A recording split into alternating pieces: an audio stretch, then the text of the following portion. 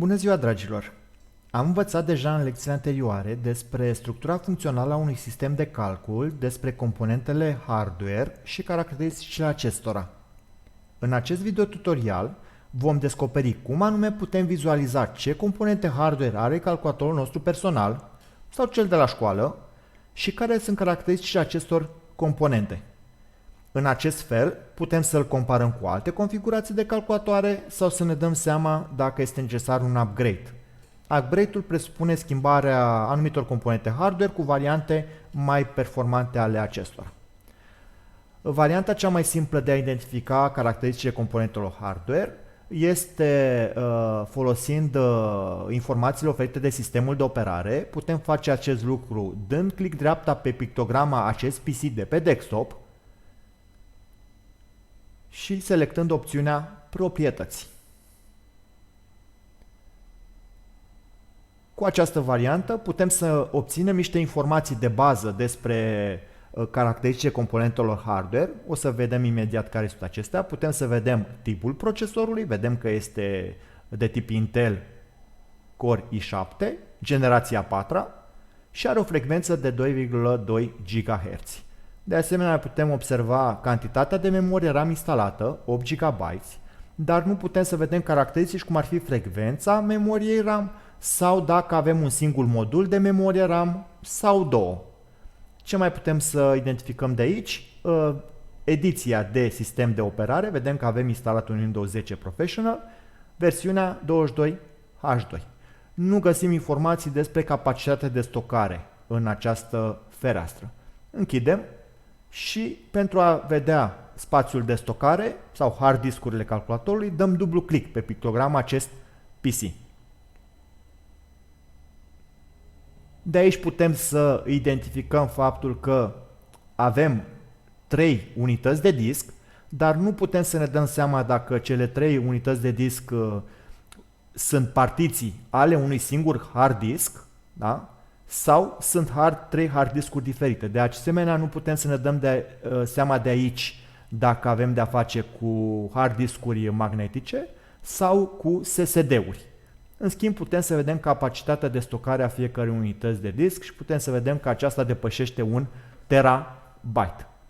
Pentru a obține informații detaliate despre componentele hardware ale calculatorului nostru, putem utiliza o aplicație specializată. Eu folosesc HW-Info, prescurtarea de la Hardware Information.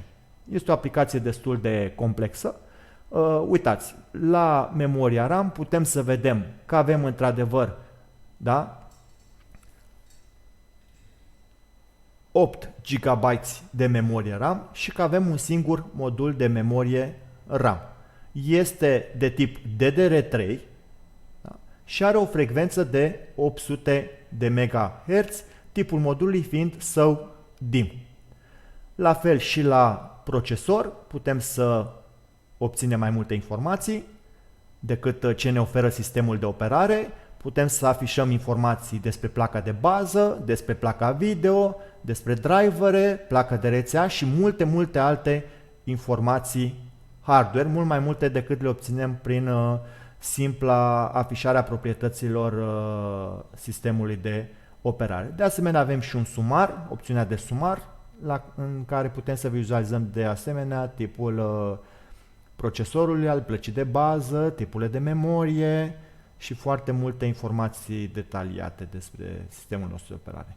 În acest fel, putem să-l comparăm dacă este nevoie, da? Ne uităm pe internet, căutăm un anumit model de calculator care ne interesează, acesta este un laptop Asus și putem să comparăm, ia să vedem, aici avem un procesor tot Intel Core i7, dar se poate vedea că este de generație A12, procesorul nostru fiind, dacă vă aduceți aminte, de generația A4.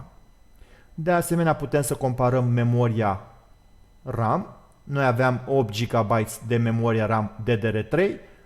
Acest laptop are 16 GB de memorie de tip DDR4 la o frecvență mult mai mare. La fel, acest laptop dispune de un spațiu de stocare SSD de 512 GB. Calculatorul nostru Să ne uităm la spațiul de stocare. Se poate observa aici că avem două hard discuri, da? Dintre care unul este de tip SSD cu capacitate de stocare de 1000 de GB, înseamnă 1 terabyte. Deci mai mare decât configurația găsită pe internet. Și în felul acesta putem să facem o alegere sau să ne schimbăm laptopul sau să vedem dacă laptopul nostru mai corespunde standardelor actuale. Atât pentru astăzi, de-abia aștept următoarea noastră întâlnire. Să aveți o zi bună. La revedere!